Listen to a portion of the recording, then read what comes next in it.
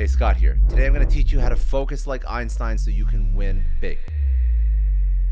Be honest, who here is guilty of starting more projects than they finish? It's not a sign of laziness. In fact, it shows your tenacity and lust for life, for building things, which is super admirable. You get excited about trying something new and you go for it. Perhaps you've identified a bunch of weak spots in your company's culture and you started 6 different initiatives to tackle every single one of them. Or you made a little bit of progress on each, but at some point they all just fizzled out. And maybe you have a list of personal development goals or New Year's resolutions that you've been chipping away at. You joined a gym, you started a morning routine, you dove into a bunch of books. It's now a few weeks into the year and your new habits, they're nowhere to be found. What is going on? The issue is that, well, yes, it's good to have many aspirations. You can't spread yourself thin and expect big results. Just ask Einstein. What is the Einstein Principle? Albert Einstein remains one of the most infamous minds in known history. The intelligence he possessed and wielded has become the stuff of legends. And of course, we all love the trivia about his childhood. You know, Einstein flunked his high school science classes. Einstein could barely speak until he was 4 years old. These are just some of the famous snippets about Einstein. But there's one thing that often goes overlooked: his ability to focus on a few core tasks and really commit to them. Cal Newport gave a name to Einstein's work ethic in a blog post from 2007, the Einstein Principle: accomplish more by doing less. The idea is that if you focus on a few projects rather than, say, 15 and devote more energy to them, you can achieve better results. In essence, focus your efforts for greater success. Pop quiz. Where was Einstein from the years 1912 to 1915? If you guessed a physics lab, you'd be right. Einstein was living in a small apartment in the Swiss Alps, working on his general relativity theory. During this time, he focused solely on this project and nothing else. He remained so dedicated to it that even when World War I broke out across Europe and everyone was scrambling for safety, Einstein stayed put. He worked feverishly throughout the war years until he finally completed his task and achieved one of the greatest breakthroughs of all time. And as somebody growing up who was a Frankenstein fan, I will also draw a comparison between the two stories, because I personally was overwhelmed as a kid with Dr. Frankenstein's momentous task of creating life from death. But it wasn't the task that overwhelmed me.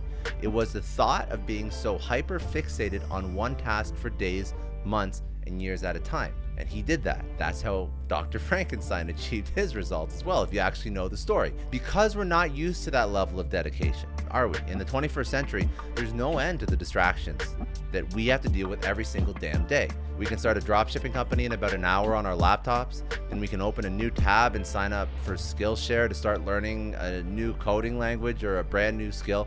Within the very same day, we can apply for a new job, sign up for a gym, order something off Amazon. But just because we have everything at our fingertips, it doesn't mean we have to do everything, or that we should. And sometimes our aspirations to do greater things are keeping us stuck. So I'm going to hazard a guess: the majority of people listening to this are people that have dove into self-help content at some time in their life. I have. Could have been money, self-help, it could have been fitness, it could have been mental, psychological, whatever it is. If you've ever watched my podcast, you'll see all the different people that come on that are trying to help people live their best life.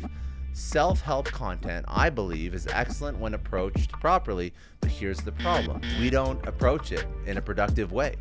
How often have you gotten to the end of a self-help book or listened to a self-help podcast with a very inspirational person, and you feel like it inspired you to change your life, and then all of a sudden, like 24 hours, you've basically forgotten everything? This is actually due to cognitive distortion. We conflate thinking about potential action with taking that action. A similar problem really arises if you work towards too many goals at once. You see your to-do list and you think, wow, I've got plans to achieve so many great things. I'm really making progress here. But is it really progress if at the end of the year, you've doubled your to-do list and completed a total of 0 tasks? Hint, no, it isn't. A 12-month vacation would have been more productive. The Einstein Principle has to come to your rescue.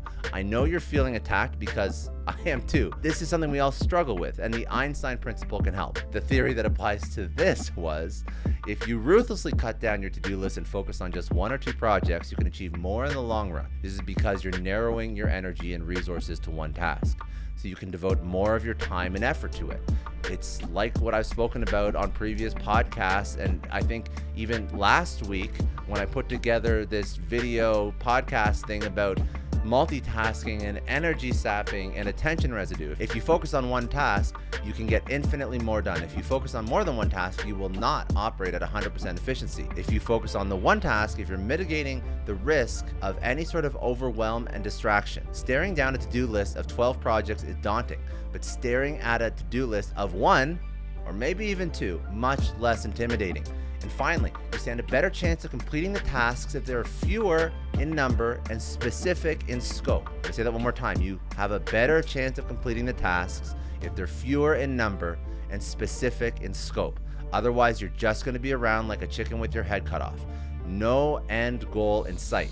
You think Einstein would have come up with his groundbreaking theory of general relativity if he'd been trying to solve world hunger at the same time or attempting to discover a new particle? I'm guessing not. He's a genius, but even he had his limits. Of course, it's not always realistic to focus on one major project at a time. Einstein's relationships and personal life suffered greatly while he was in the depth of his discovery. His marriage faltered, his hair turned white, and don't even get me started on the story of Dr. Frankenstein. He forgot to eat or drink or sleep for 2 years while he robbed graves and stitched body parts together. His family and friends literally had to stage an intervention. So I would never suggest devoting 100% of your time and energy to work on a project without mixing in some hobbies, nor would I suggest sacrificing your health or relationships to reach a goal. But if you want to achieve something great, the Einstein Principle can help. Identify one or two major projects and focus on them like laser focus, blinders on laser focus. You're going to be shocked at what you can accomplish in such a short period of time, and how much better your life becomes when it's focused on one central goal. Now, how do you actually apply this principle in real life? Great, we understand the theory, Scott. How do we apply it? Cal Newport hit the nail on the head with his instructions for this principle. In essence, he recommends that you write 3 separate to-do lists: personal, extracurricular, professional. The professional column is for anything work or study related. For example, write a business plan, develop a new product line, or take an online course. The extracurricular column is for activities that don't necessarily relate to your current job or career, but they're important nonetheless. This might include reading books, taking part in community activities, joining clubs, organizations, whatever hobbies or pastimes you have. And finally, the personal column is for those things that you need to do to look after yourself. Exercising, getting enough sleep, eating well, starting a new morning routine. Once these lists are complete, no less than 2 items per list, here's the main part of the process. Choose your non-negotiables. From each list, what are the 2 goals that absolutely must get done? They will be tasks that other people are relying on you for, or that your mental and physical health depend on. You absolutely ruthlessly get rid of all non-essentials. This will be anything that you can reasonably afford to put on hold without consequences. Prioritizing your remaining tasks is key. Now that you know what you have to get done and what can wait, make a plan for the remaining tasks to get done in the next 1 to 2 weeks. Suddenly, your to-do list is much more manageable. You aren't going on a wild goose chase trying to do everything at once. You have a clear plan of attack and you know exactly what needs to be done, in what order, and by when. I genuinely believe that focus is an ability that most people lack in the 21st century. And I don't mean working on a task solidly for more than 2 hours. I mean real deep, hyper-focus on one area of your life and pursuing it with unwavering commitment. The Einstein Principle is the perfect antidote to the chaos, distraction, and overwhelm that plague us on a daily basis. Try it out for yourself. You might just be surprised what you can achieve in a short amount of time when you put your laser-like focus into action. If this is valuable for you, please leave a comment below. If you're watching this on YouTube, like and subscribe, do all the YouTube things. And if you're listening to this via podcast, share this with somebody who would find this useful. Always give me some feedback on new topics you'd like to hear as well. Have a great one.